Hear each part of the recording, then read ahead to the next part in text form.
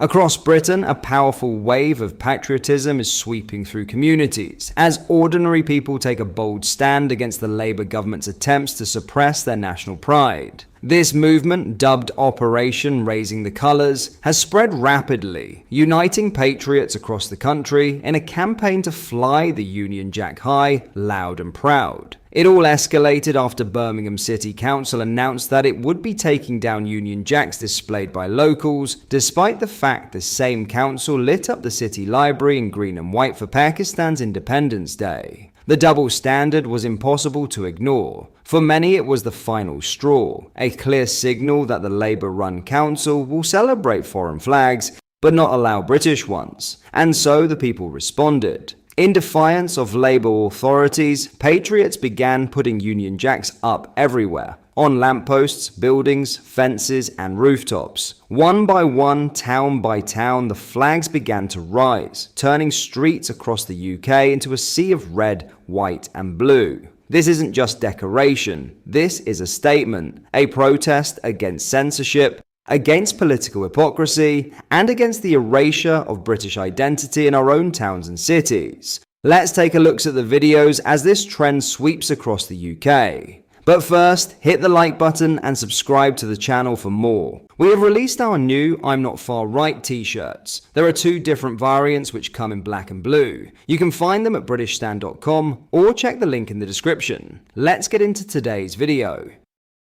Have a watch.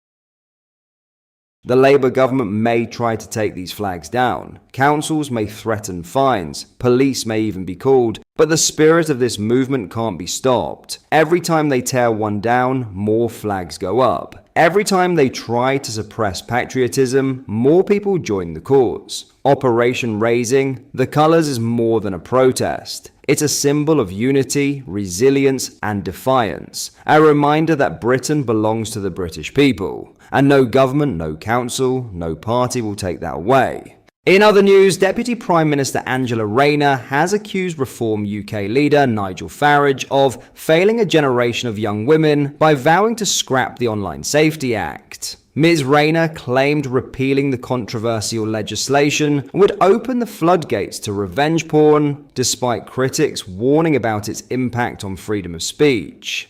Taking direct aim at Mr. Farage, the Deputy Prime Minister warned that removing the recently implemented legislation would enable a vile misogynistic culture on social media.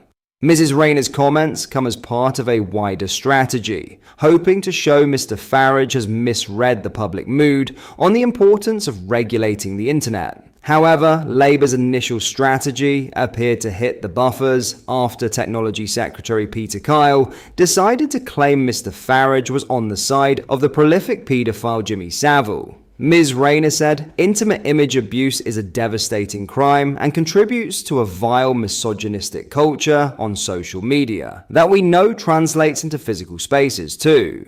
Nigel Farage risks failing a generation of young women with his dangerous and irresponsible plans to scrap online safety laws. Scrapping safeguards and having no viable alternative plan in place to halt the floodgates of abuse that could open is an appalling dereliction of duty. It's time for Farage to tell women and girls across Britain how he would keep them safe online. However, ex-Tory councillor Lila Cunningham, who has been dubbed as one of Farage's fillies, blasted Ms. Rayner for claiming to protect women while placing unvetted illegal migrant men in communities. Reform UK also fired back against Ms. Rayner's broader attack, insisting it would always prioritise prosecuting abuse but will never let women's safety be hijacked to justify censorship. The Online Safety Act, which requires websites to block access to adult content unless proof is provided that the user is 18, has received praise and criticisms from across the political spectrum.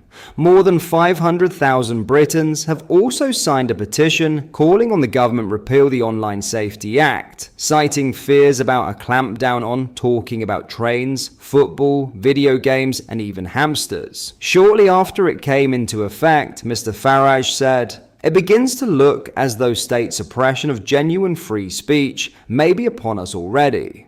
There has been evidence to suggest that content which has been deemed to fall foul of the legislation includes coverage of Israel's war in Gaza, discussions about migration, and a parliamentary debate on Pakistani grooming gangs." However, the debate on the Online Safety Act erupted into a major row after Labour MPs deployed the Savile jibe against Mr. Farage. Mr. Farage described the Technology Secretary's slur as absolutely disgusting before demanding an apology from Mr. Kyle. The Reform UK leader also swiped at Sir Keir Starmer after the ex-Crown Prosecution Service chief was forced to issue an apology on behalf of the organisation over its failure to prosecute Savile before the TV star's death in 2011. Mr. Farage said, "People in glass houses, perhaps you should remember that his own leader, Keir Starmer, had to apologise for not prosecuting Jimmy Savile." What are your thoughts on what we discussed in today's video? Let me know down in the comments section below. If you've not yet already, make sure you do drop a like on this video and subscribe to the channel for more British content. Thank you, take care, goodbye.